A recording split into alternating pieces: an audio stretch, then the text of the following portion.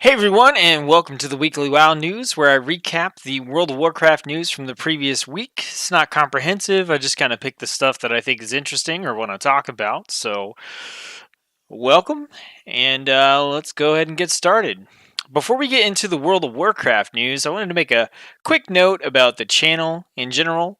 Right now, I'm a little bit burnt out on leveling alt characters in the current patch for Battle for Azeroth. So while I'm not ceasing to do WoW content, it's going to be a little bit slow on the WoW content, at least until patch 8.1 comes out, which is only a couple weeks away. So still be doing the news, still be putting out guides and stuff. Just currently, I'm not super excited to play the game.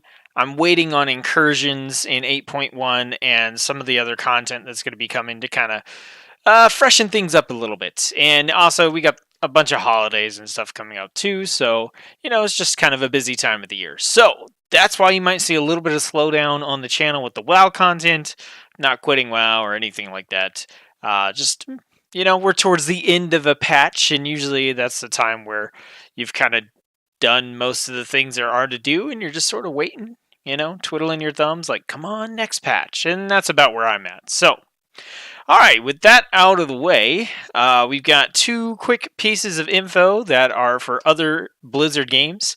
The new Overwatch hero, Ashe, came out today, and the new Heroes of the Storm hero, Orphea, came out today as well. If you own Overwatch, obviously you can go check out Ashe, and if you went to BlizzCon or you had a virtual ticket, then you will be able to play Orphea for free on Heroes of the Storm. So if you were waiting around for those to come out, then they're out.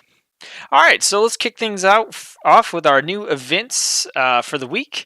We've got new world boss is Hailstone Construct out in Drustvar, so go there to get your nice potential high item level pieces.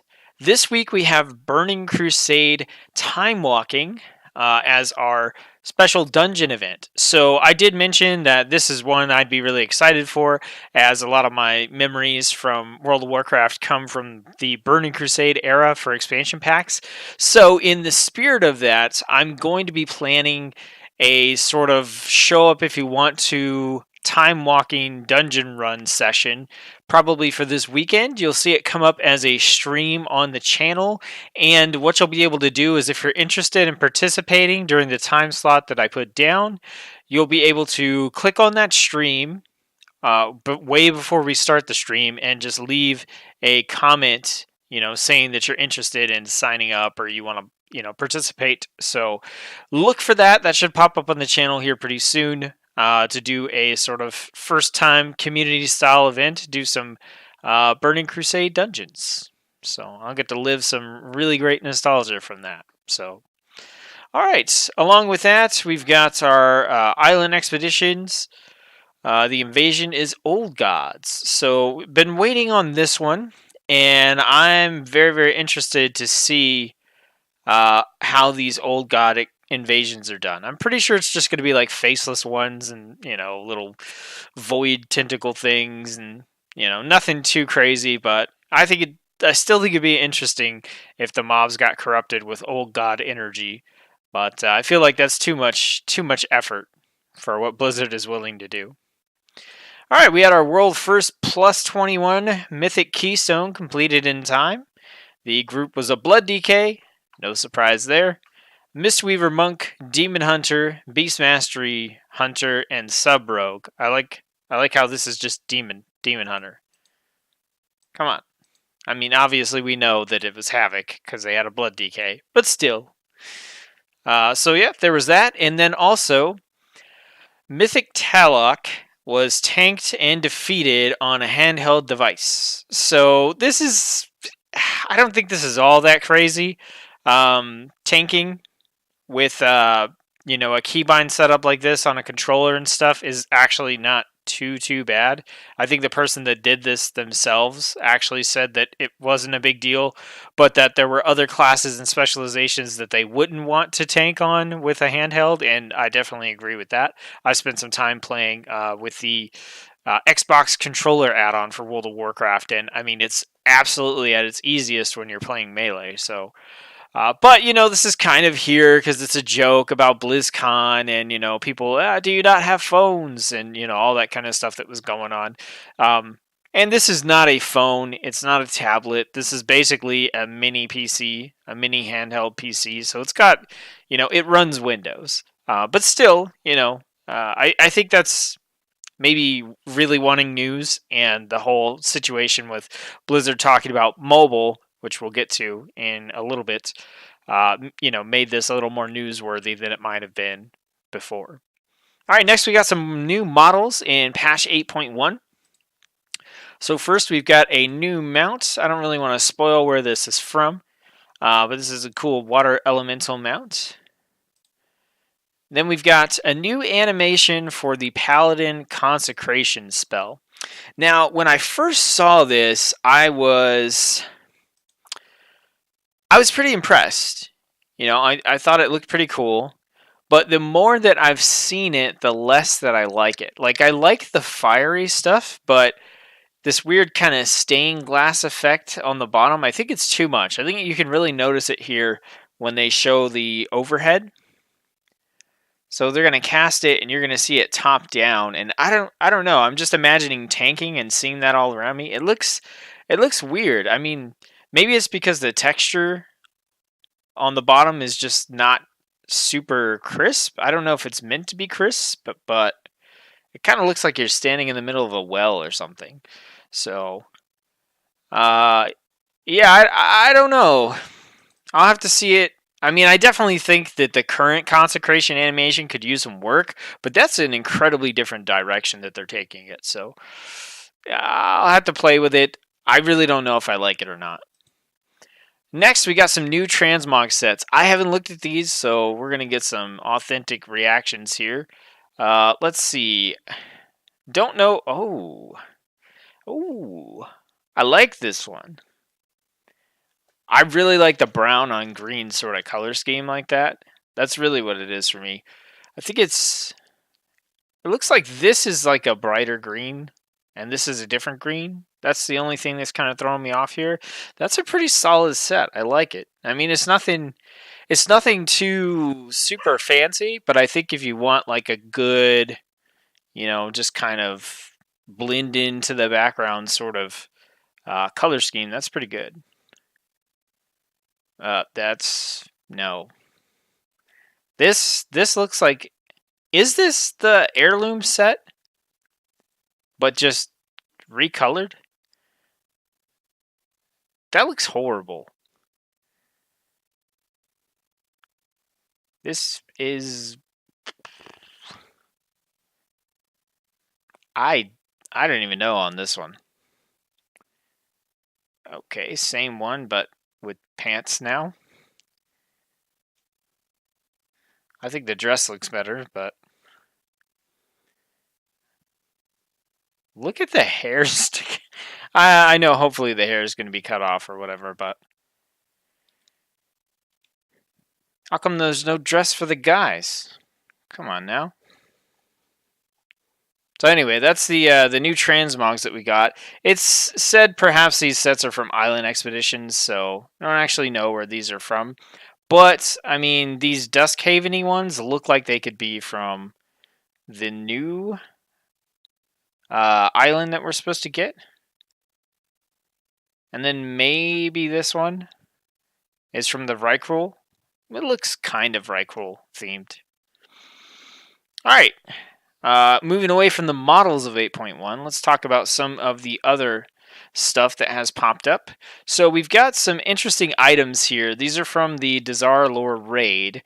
I'm not really going to read too many of these because I don't want to spoil stuff, but I did want to point out that there are a couple of interesting effects for these, so I think these are going to be... this is the kind of stuff that I like to see, like the Boots of the Gilded Path. Looting gold increases your movement speed by 30% for 6 seconds. That's based off of a Diablo item, but I still think it's cool to have an ability that's like this. This could be interesting. I mean, it's only 30%. That's not too crazy. I was going to say this could be interesting for transmog runs and going back to old raids. Also, it's mail only, so but there's that. Here's you move 20% faster while piloting a mount created by an engineer. Your attacks have a chance to fire a buster shot, dealing a pretty good amount of nature damage. So there's some cool items coming in the raid that aren't part of tier sets and stuff like that. Next, we have Azerite pieces with the 5th ring available in the Dungeon Journal on the PTR, and you can see those here. You've got a choice on the outside between different spec-specific traits. There's 2 per specialization that you have, so you can see there's 6 here for the Warlock. So you're going to have 2 Demonology, 2 Affliction, and 2 Destruction traits that you're going to be able to choose from. Then you go into the Inner Ring, and you've got your just kind of generic class stuff. Then after that, you've got the generic Azerite stuff and another one, and then finally your item level. Now, they did talk about the rings. It says right here on the chest example that's shown, the new ring, the outer ring, unlocks at Azerite level 23. The normal rings will unlock after at levels 27, 31, 35, and 39. So these are pretty hefty item levels, or Azerite levels to get to. That being said, there is the catch-up mechanic that Blizzard has already implemented in the game, so I imagine by the time you have access to some of this gear, you'll have already drastically increased your Heart of Azeroth level. I don't know if it'll be up to 39. That seems pretty high. I'm guessing if you're playing just a single character, though, and that's your main, then that number is actually not that high. And by the time we've got, 3 or 4 weeks until 8.1 is supposed to come out, and chances are this isn't going to be something you can get to right away. But even in those couple of weeks, you're going to have time to gain that Azerite power, and every week the catch-up mechanic gets stronger and stronger. So I don't think these numbers, these aren't too bad. I'd say if they were up in the 50s or 40s, like mid 40s, that would be pretty bad. But I've got several characters that are Azeroth level 20 or so, somewhere around 20, and they have been played very, very casually. So I don't think these numbers are going to be any problem to hit, especially on a dedicated main character. Next up, in 8.1, the account-wide reputation requirements for tabards and transmogs are implemented into the PTR now. So this will just allow you to wear tabards that you've unlocked with reputation on any character, as long, or even if they don't have the required reputation. So, for example, if you wanted to get like a 7th Legion tabard, then you could just do the reputation on one character, and then any of your characters can wear that tabard, even if they're not exalted with the 7th Legion. So that's going to make things a little bit easier for transmogs. It's going to mean that you don't have to grind that reputation for transmogs, on a bunch of different characters, and it's pretty much the same for any transmog item as well. So any of the set pieces that you can get off of a vendor, those are going to be able to be shared across all your characters. Now keep in mind that to unlock the appearances, you still have to have a class that can wear the armor. So if you're looking for a male piece, you can't, if you buy it on a plate wearer, they're not going to be able to add it to the transmog library. So those restrictions haven't gone anywhere, but the requirements for reputation have. Next, and this is pretty huge, the experience required to level has been reduced in patch 8.1 by a lot, actually. In some spots, it's a little bit low, but there are some sections where the percentage difference is pretty huge. I think the general consensus is that this should basically add up to about a 25% reduction in the time it takes to level a character. But you can see here the difference between the amount of experience you need to level on live versus PTR and what that percentage is.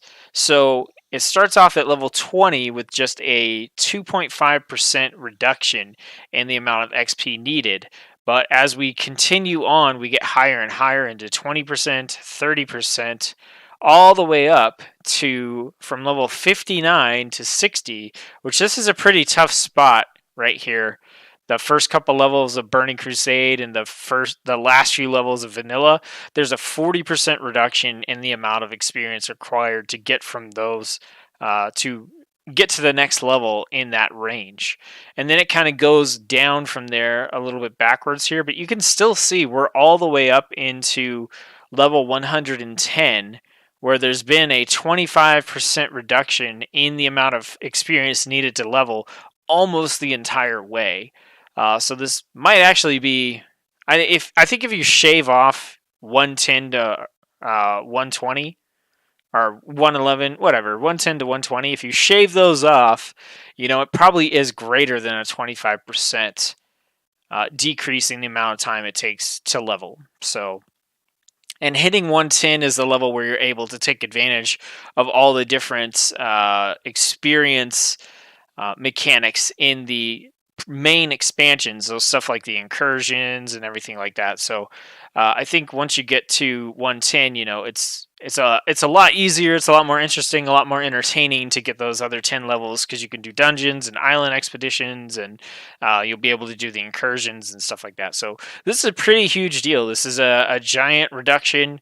So if you're planning on leveling a character, I'm not saying wait until 8.1, but it's only a few weeks away, so I would do the minimal amount of stuff that you think is worth it. For example, doing the weekly island expedition quest. I do think that is still worth it, but if you want to hold off, play a different game, boost up your alt or something like that until 8.1 gets here, then you're going to be able to take advantage of all this reduction in XP. Now, what they haven't said is whether or not the change in XP is going to affect your level. So I doubt that it will. I'm pretty sure that if you're level 50 right now, when the patch goes in, you're still going to be level 50, and they'll probably just adjust the XP from there. But there's always a chance that if they go by the amount of XP gathered, you could get a level boost. But I really doubt that's going to happen. That seems like a way that they wouldn't want to implement it, because then you would be playing less. I think that's what would be fair to the player, because you've already acquired that much experience, and if they're drastically reducing it, your level should go up. But we'll see what is going to happen, because they haven't actually announced anything about that. I don't even know if it's something that they would put out any information for. Next up, this is just here, check out Wowhead. There's a post called Tides of Vengeance Patch 8.1 Music. This has all the different music tracks from Patch 8.1 Tides of Vengeance. So if you're interested in the music of World of Warcraft, check this post out and listen to some sweet tunes. All right, next up we got a couple of interviews to go over.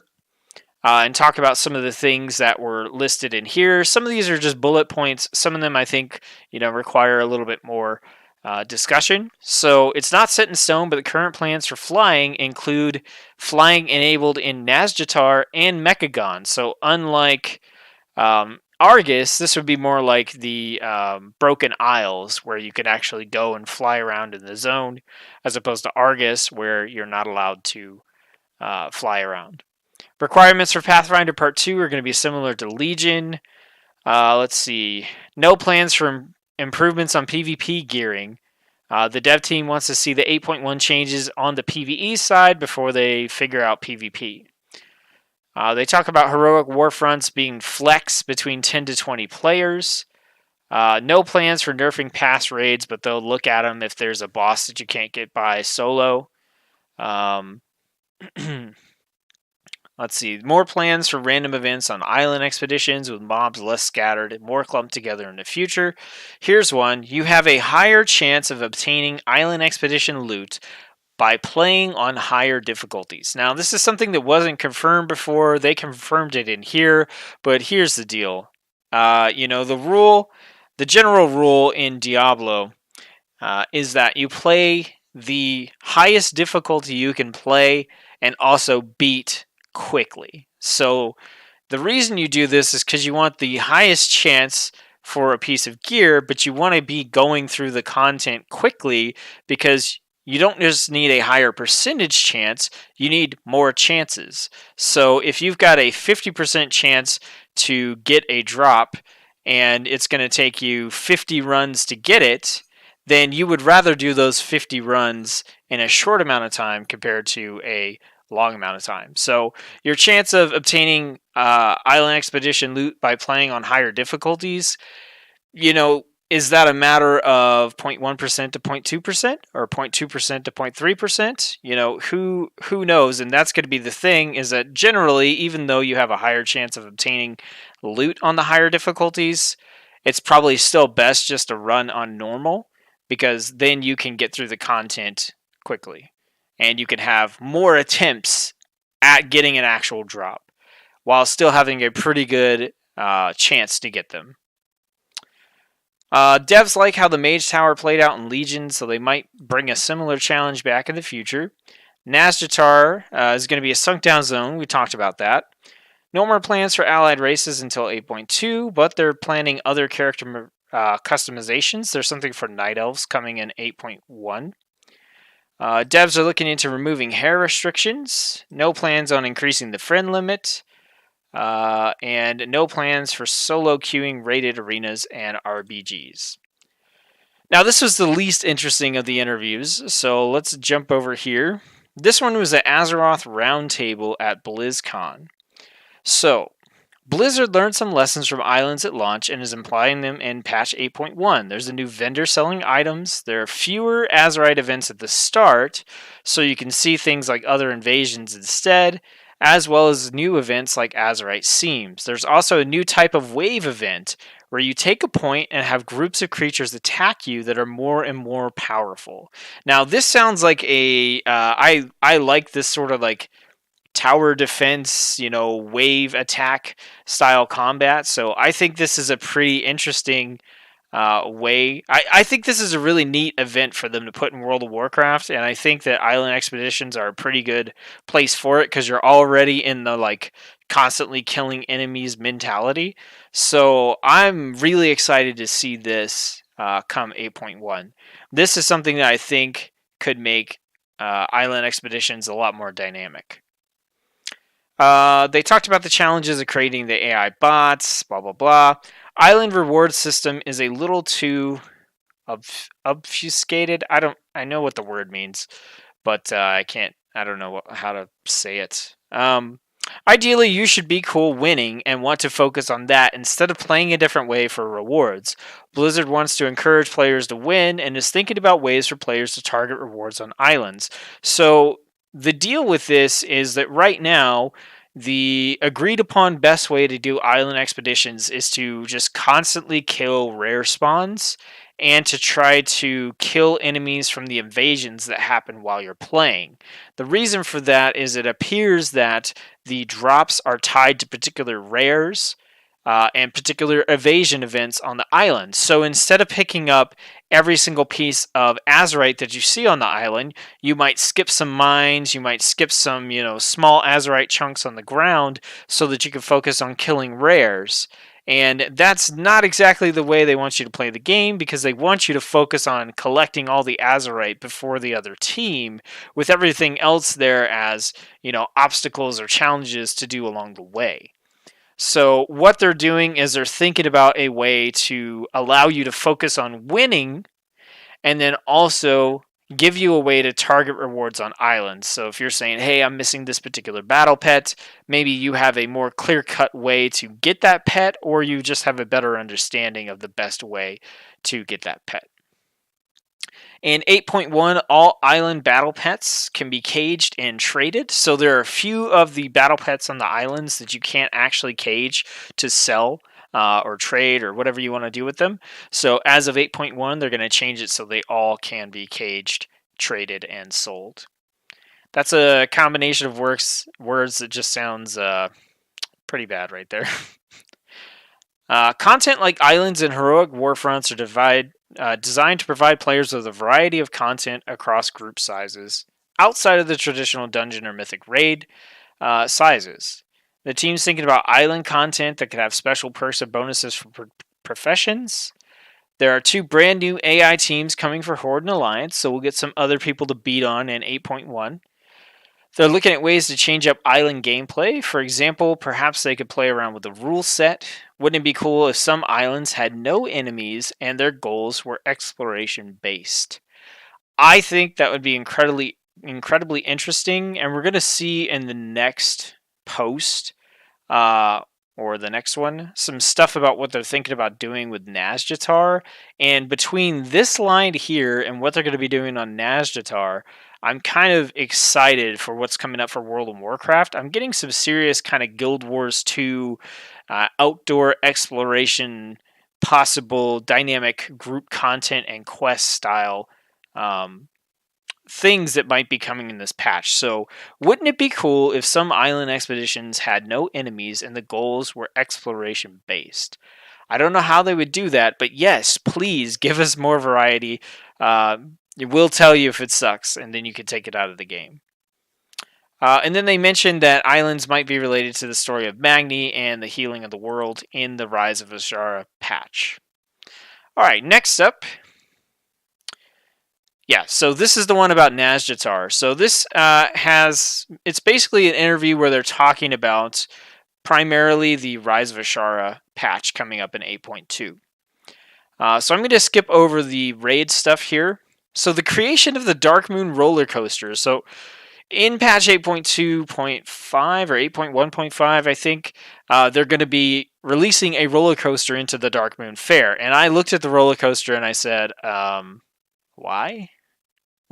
What does it do? So it says it was a grassroots campaign. Someone on the team created the concept for it, even building the seat chairs, and work gradually occurred over a long period of time. So this just sounds like it was something that one of the developers wanted to put into the fair and just kind of kept doing and kept working and kept pushing until it got in. So maybe it doesn't really have too big of a purpose other than just kind of being a fun thing to do. There's some info here about how they were doing the up-res to Arathi Basin. The aesthetics were inspired by the Naga, but they wanted to twist it so you wouldn't think everything was just reused assets. Alright, Nazjatar is a mix of underwater and ground areas. So that's confirmation that it's not necessarily just going to be all dry land with the water all around you. It says a mix of underwater and ground areas. The team is basically trying to work on the tech and how everything would function in the zone. So they're still working on the zone. It's not together. They don't 100% know how underwater content is going to work when you're playing it. But they're trying to build and work on the tech to sell the fantasy of being an underwater sort of area to players. The team is sensitive to player reactions towards underwater combat and want to use it in a way that makes sense. Now, this is good. A lot of people didn't like the underwater zone from Cataclysm. I didn't have too much of a problem with it. The big problem for me is anytime I wanted to target an AoE ability, it was always like, where the heck am I putting this? So it's good that they're sensitive to that because it means that they're probably not going to go overboard with the underwater content. Let's see. The team's excited about AI making an appearance in PvP brawls, so they announced the Arathi Basin PvP brawl we're going to be doing against the AI. That's going to be pretty fun, I think. I'll definitely be playing that when it comes out. There's a new skybox coming. Let's see. Just want to make sure. Forsaken are getting some new architecture that's going to be introduced in Darkshore. Kind of what they said is they're going to have a new vibe. So they've got kind of that sort of bright purple and the blacks and the greens. It sounds like maybe they're going to retune their stuff. Probably going to be more gothic and just creepy, I'm guessing. With Sylvanas, at the head of things, I feel like a darker architecture, a darker style is probably more appropriate. But I don't think we have any pictures yet. Warfront contributions are undergoing a bit of a revamp. So basically they said that they weren't satisfied with the way that all the quests just pop up at once. You do them in all day, then you're done. And then they also weren't excited about how you get the quests at the start of the Warfront, the one-time quests, and they said they're not super interesting. So these were the ones like kill 20 of this enemy, kill 20 of that enemy. So both sets of quests have been revamped. This is kind of a big deal for me because these one-time quests, they have pretty good rewards, but they're so boring, they're so uninteresting, and in some places the mobs are so condensed in Arathi that it's really hard to do good pulls so that you can get an amount of enemies that you can actually handle in order to get your quests done. And a lot of times, just honestly, there aren't a lot of people out in Arathi that can give you a hand or that are even around for you to ask, to have some help. So I think redoing these quests is going to be a good thing, especially if you're just trying to get your content done for that particular Warfront period. So Arathi and Darkshore contributions will be on a daily quest system. 3 will be up for each zone with a maximum of 6.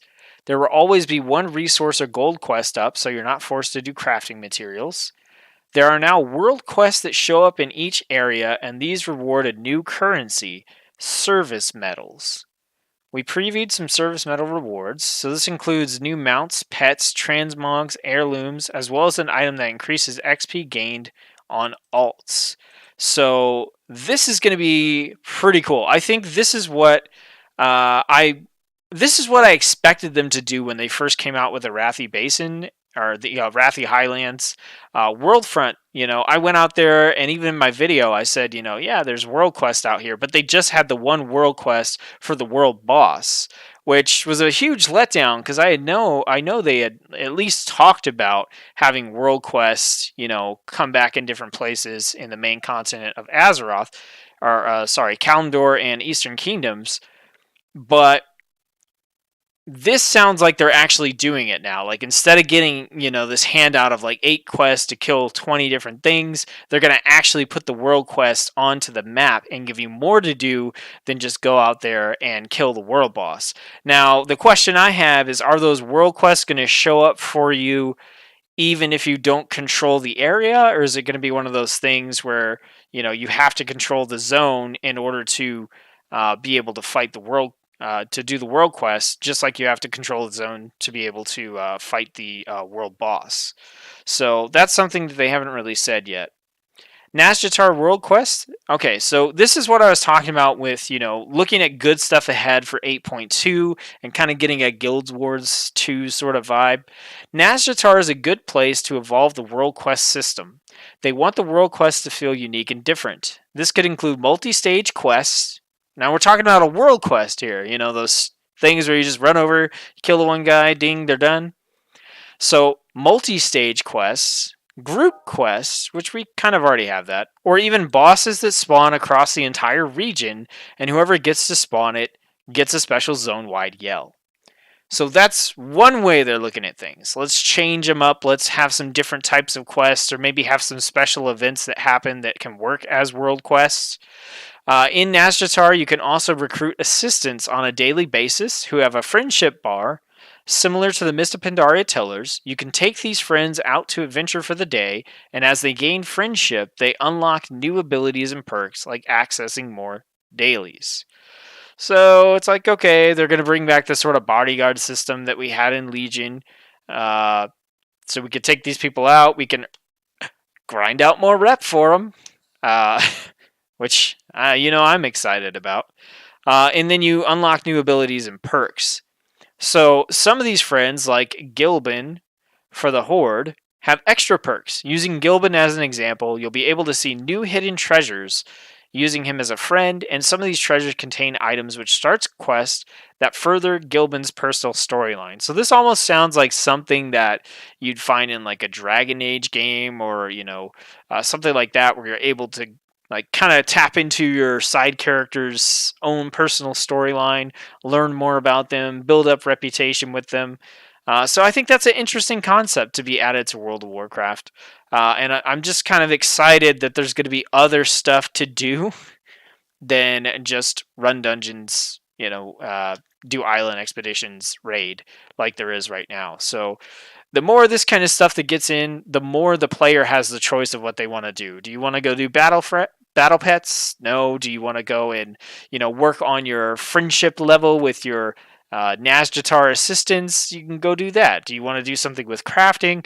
I just like when you've got more options for what you can do once you get to the end game, because WoW is constantly evolved into a game that's more and more for all different types of people. And when it feels like you're forced at end game into doing, a particular activity, even though it's something that you don't enjoy or you're not particularly interested in, that feels bad. And I think one of the problems BFA has right now is if you don't want to do that content, there isn't anything else for you to really do.